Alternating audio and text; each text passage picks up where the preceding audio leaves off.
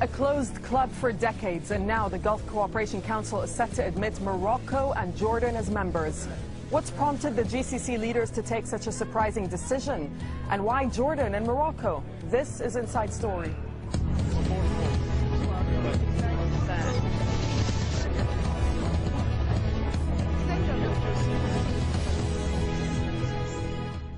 Welcome to the program. I'm Darine Abu Gaida. Well, a proposal to expand the Gulf Cooperation Council to include 2 Arab monarchies came as a big surprise to many. Since its establishment back in 1981, the Council has closed its doors to others and focused instead on promoting economic and political ties among its members, and those are Kuwait, Qatar, the United Arab Emirates, Bahrain, Oman, and Saudi Arabia. But at a summit in the Saudi capital, Riyadh, on Tuesday, the GCC leaders said they welcomed a request by Jordan to join the group and invited Morocco to enter into negotiations, and that's to finalize the necessary procedures for joining the council. At the request of the Hashemite Kingdom of Jordan to join the Cooperation Council for the Arab Gulf States, the leaders of the Cooperation Council have welcomed this request. The Council of Ministers have been instructed to send an invitation to the Foreign Minister of Jordan to enter into negotiations and to complete the procedures necessary to do so. Based on contacts with the Kingdom of Morocco and its invitation to join the Gulf Cooperation Council, the Supreme Council has authorized the Ministerial Council to invite the Minister of Foreign Affairs of the Kingdom of Morocco to complete the necessary procedures. For more on this, I'm joined by our 3 guests. From Amman, Jawad Anani. He's a political analyst for Al Basira. That's a political and economic think tank. Mr. Anani was also the former Jordanian foreign minister and minister of information as well. From Rabat, Lahsan Haddad, a columnist and expert on strategic studies. And Mr. Haddad also teaches at Morocco's Mohammed V University. And also from Kuwait City, Fahad Shulaimi, who's a security expert specializing in the GCC region. Gentlemen, welcome all of you to this edition of Inside Story. Lahsan, over in Morocco, to you first. What's your assessment as to why Morocco, in particular, would join the GCC?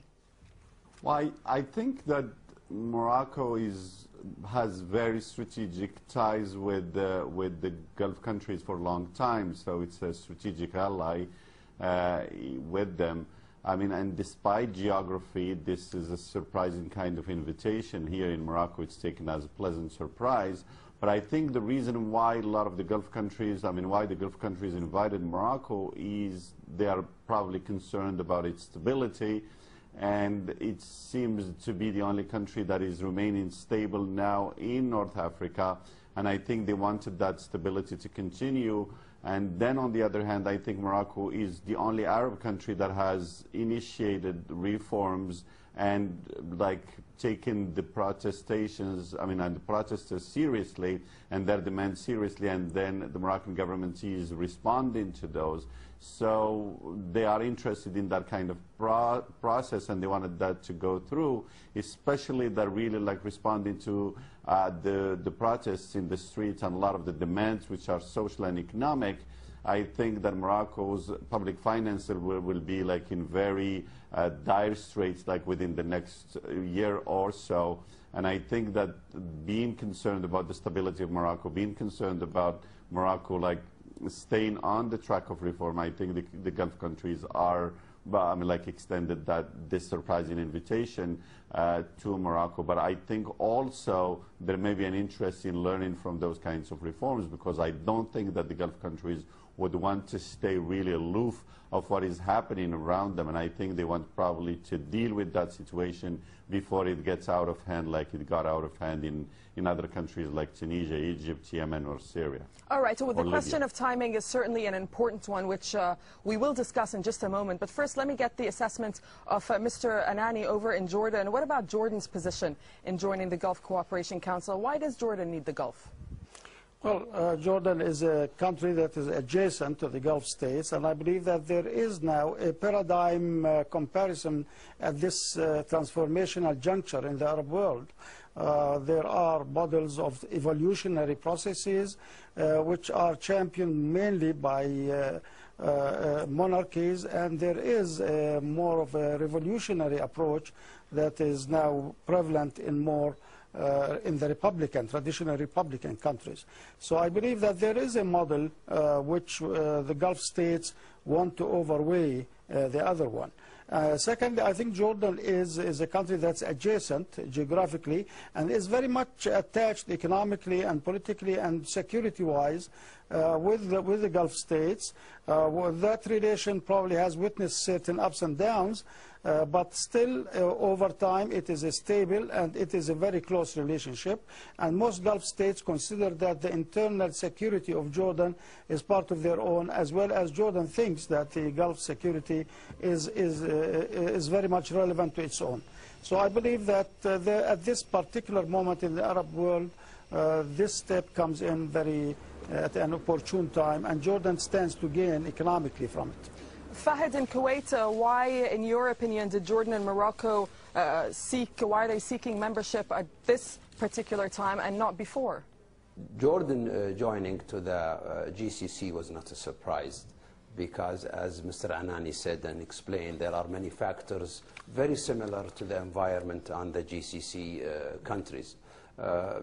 Morocco was a little bit surprising, but I could find a justification for that. On the GCC, our security circle comes from among the GCC, then the regional Arabic countries, then the coalition, including United States.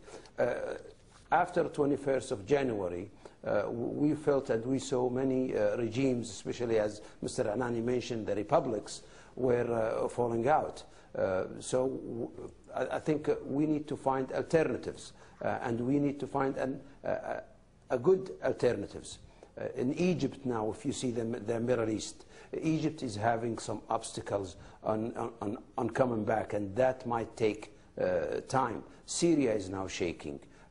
If you go to North Africa, the only stable country, mainly stable, is Morocco, with a 31 million population.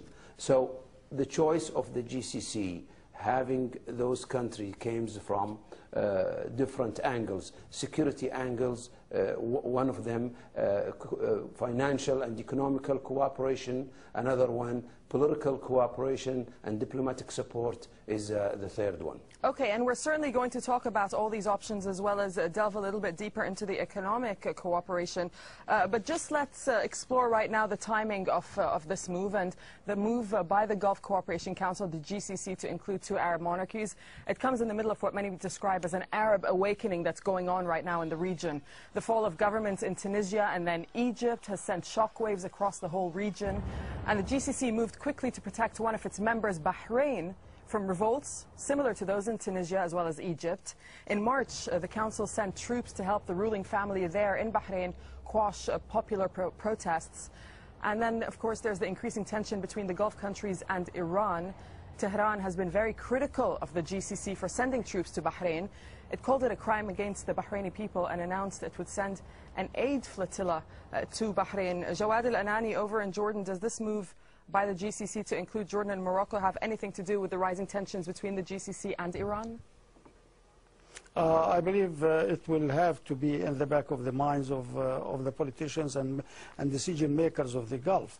But certainly, you know, the threat of Iran is not recent. It has been going on for a while. But the recent events in the Arab world, of course, have emboldened that step and dictated its own urgency. Yes, security consideration within the states of the Gulf states and also in terms of relations with neighbors is very important, and I'm sure that this must have weighed a lot on the minds of the Gulf leaders when they invited Jordan and Morocco to come in. Lahsen, what do you make of that? Did it weigh on Gulf leaders' minds when they invited your country, Morocco, as well as Jordan? I think so. I think that if you remember, Morocco cut off relations with Iran because of Bahrain, I mean, just like about 2 years ago. And I think that Morocco also reacted to Iran's kind of attempts to convert a lot of its immigrants in Europe into Shiism. And I think that Morocco coordinates like very closely with the Gulf countries, with the Arab Gulf countries, in order to prevent any kind of Iranian penetration, which is like ideological, into the Arab world. But also, I think there is a very important concern about Iran. I mean, like trying to create coalitions, especially with like all the kinds of news of Iran intervening in the oppression of Syrian protesters.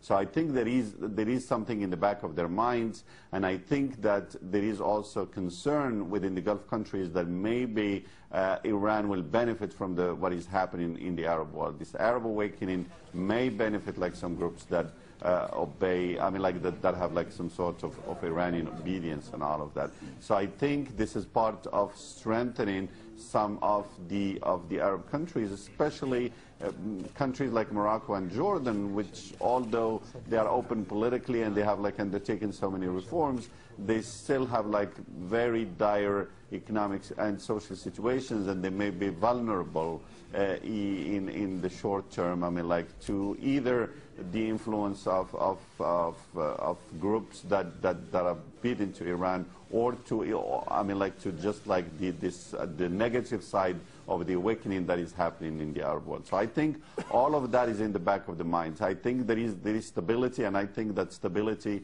in the region, at least in some of the countries like Jordan and Morocco, is very vital for the Gulf countries, and I think it's vital for the strategy of really like containing Iranian influence within the Arab world. Fahad, in Kuwait, in your opinion, how worried is the GCC bloc of Iran right now?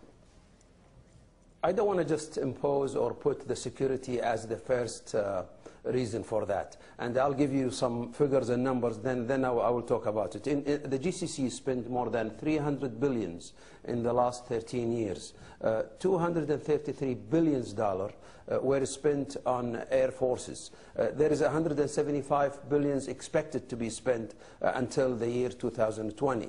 This is billions and billions goes to the armament, because our friends, I'll be very frank, the United States and others, the cost of defense is high.